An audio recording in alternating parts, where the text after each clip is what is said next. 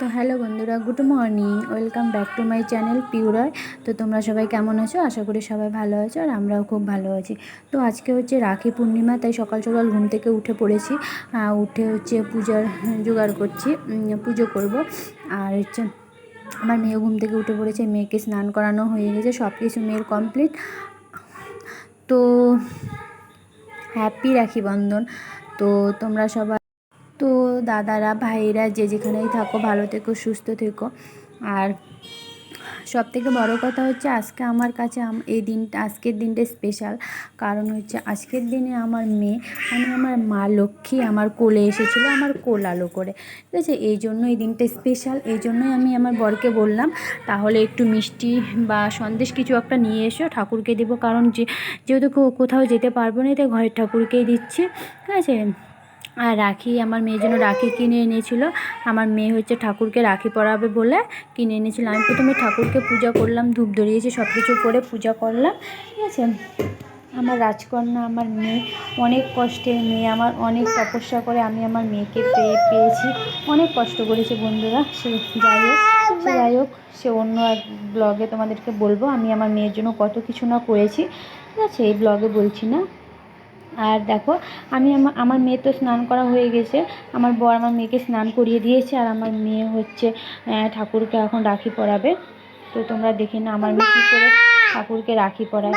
আর পাশ থেকে আমার মেয়ে আওয়াজ করছে, ভয়েস করছে, আমার মেয়ে আওয়াজ করছে, বাবু চুপ। তারপর আমার বর বললো এই ঠাকুরের আসনটাই বেঁধে দিতে বলো মেয়েকে, যেহেতু মেয়ে ছোটো বাঁধতে পারবে নি। আমি তাই বললাম বাঁধতে হবে না, তো ঠাকুরের গায়ে এমনি দিয়ে দিবে, সেটাই হয়ে যাবে। আর আমি মেয়েকে প্রণাম করাচ্ছি। তো তোমরা সবাই প্লিজ আমার মেয়েকে আশীর্বাদ করো যেন আমার মেয়ে ভালো থেকে সুস্থ থেকে থাকে। আর হচ্ছে বড় হয়, সবাইকে বড়দেরকে সম্মান করে। আর সব কিছু করার পর দেখো, আমার মেয়েকে তো কেউ রাখি পরানোর নেই, তাই আমি আমার মেয়েকে রাখি পরিয়ে দিয়েছি। ঠিক আছে। আর ফার্স্ট যেহেতু আমার মেয়ে রাখি পূর্ণিমা, রাখি বাবু, তার জন্য আমি আমার মেয়েকে পরিয়ে দিয়েছি। আর ও যেন এই দেখো ফোনটা নিয়ে ফোন করছে। যদি এরকম হয় তাহলে ফোনটা নিয়ে কানে দিবে, এরকম ফোন করবে। আর রাখিটা বারবার কামড়াচ্ছে, বারবার টানছে, যা তা করছে রাখিটাকে, ও তো বোঝেনি।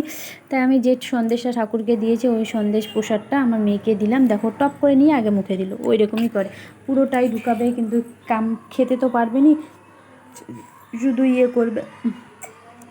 তারপর আবার ও পাপাকে একটু দিতে চাচ্ছে ওইখান থেকে, ও না এরকম কিছু যদি ওকে দে, ও খাবে, একটু খাওয়ার পর ওর হচ্ছে পাপাকে দিবে, আমাকে দিবে, এরকম করবে।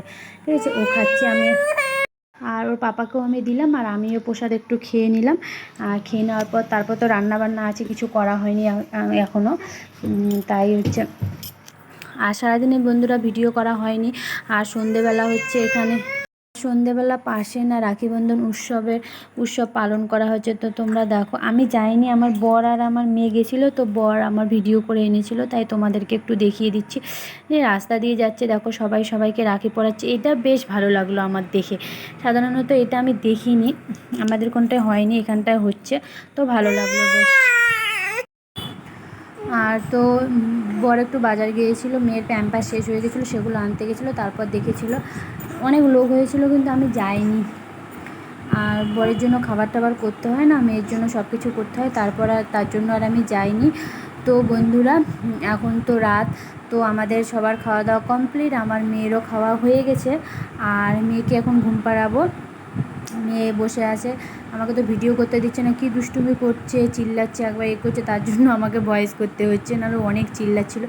তো বন্ধুরা যাই হোক, আমি ভিডিওটা এখানে শেষ করে দিচ্ছি। তোমরা সবাই ভালো থেকো, সুস্থ থেকো, কালকে একটা নতুন ভিডিওর সঙ্গে দেখা হবে। আর বন্ধুরা তোমরা প্লিজ আমার চ্যানেলটিকে সাবস্ক্রাইব করে বন্ধুদের সঙ্গে শেয়ার করে দিও। বাই বন্ধুরা।